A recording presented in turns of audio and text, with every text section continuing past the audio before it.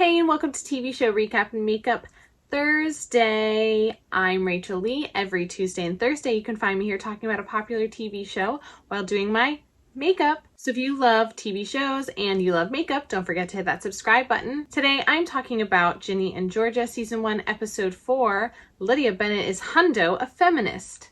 Until this episode, I never thought I would think of Lydia Bennett as a feminist. I just never would until I heard their argument as to why she is.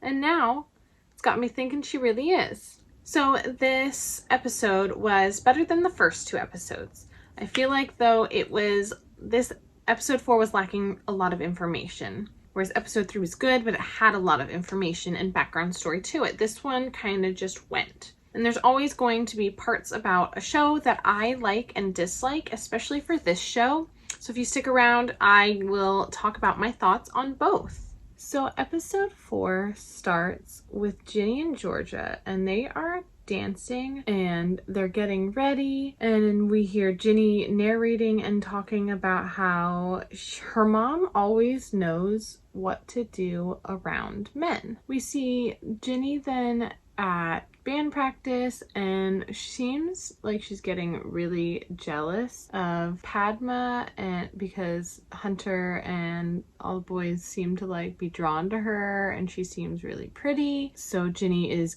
just getting really jealous of her while there. We see Georgia and Mayor Paul, dealing with the credit card issue at work. He calls her into his office and he has HR there. So when HR starts talking to her about it in his office, she says that Austin's dad was embezzling money from a company and that's why he's in jail. And then she found out he actually stole Austin's social security number and took out money in his name and took out credit cards in his name. So we see Mang hanging out. They're talking about sex. And Ginny says that Hunter and her have only kissed like 3 times. And without tongue. Everyone thinks that's a little odd, which makes Ginny a little more insecure about her relationship because she was already feeling insecure. They're there at Max's house and they're watching a porn, I guess, just to like get some ideas. Marcus is listening at the door and thinks it's really funny, but then he's listening to what Ginny's saying. So later we see Ginny at home and she's trying to take some sexy pictures to send to Hunter, which is when her mom walks in and her mom quickly leaves the room. So after she gets a good picture, she ends up sending it to Hunter. But after sending it to Hunter, she sees he's like typing, but he doesn't even respond. So she gets really worried. Like she starts feeling really self-conscious and like, why isn't he responding? Was it not a good picture? What's wrong? So then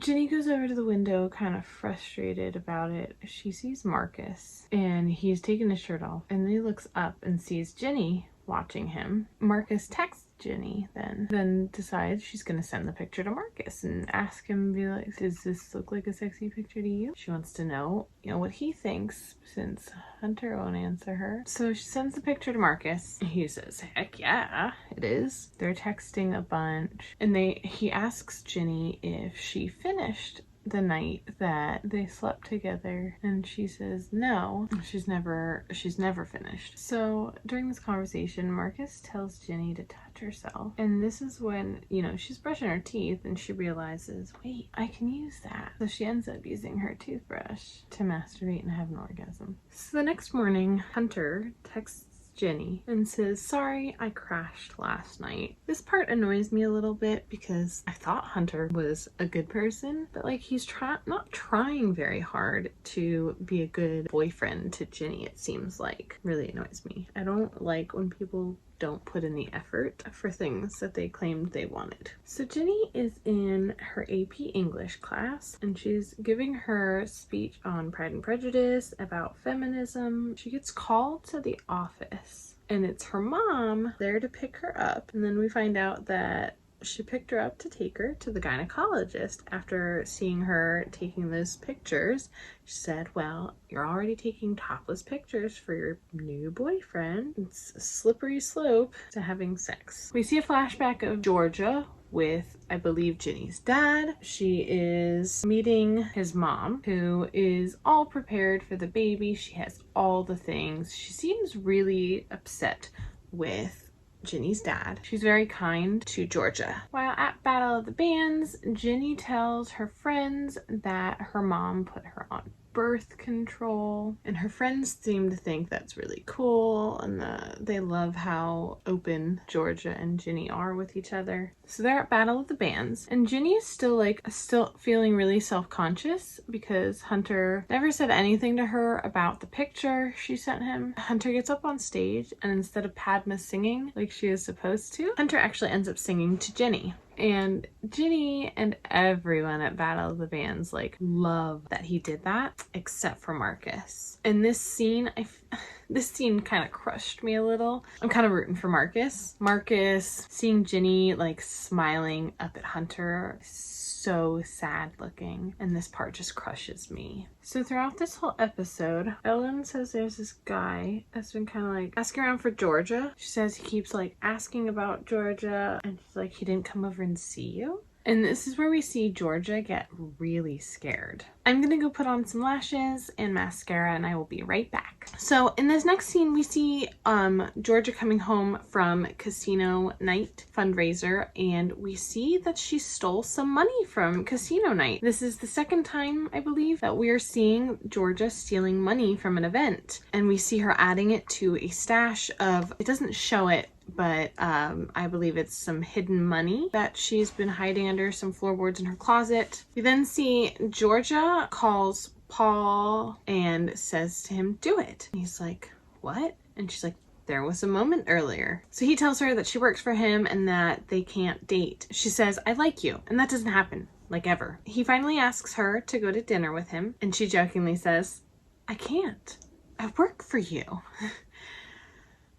But then she says, I'd love to. This episode ends with Ginny laying on Hunter, and she gets a text from Marcus. She looks at it, and then she quickly puts it back in her pocket and doesn't respond or open it. And then it's her narrating and saying, because if you let your guard down, anyone can get in. This episode was better. I feel like it was a good episode for me.